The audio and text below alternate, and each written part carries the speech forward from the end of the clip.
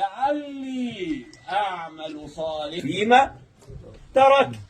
يرد الله عليه فيقول كلا إن عمل. بيرجع اتنين. مين اللي بيرجعوا؟ عشان نعرف.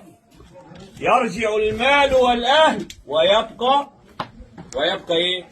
ويبقى العمل. يبقى العمل. فهو دوت هيدخل معاك القبر، يا إما أنيس ليك في القبر يا إما عذاب ليك فين؟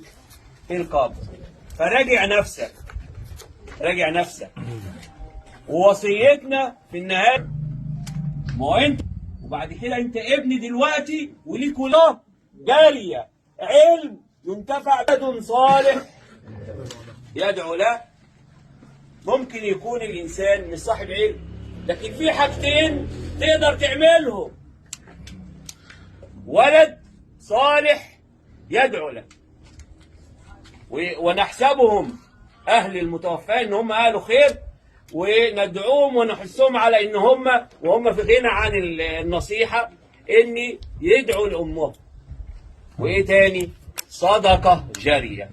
صدقة جارية، أي حاجة تعملها. اعمل بقى وصلة مية، شارك في جامع، بنية أمك مش بنيتك إيه.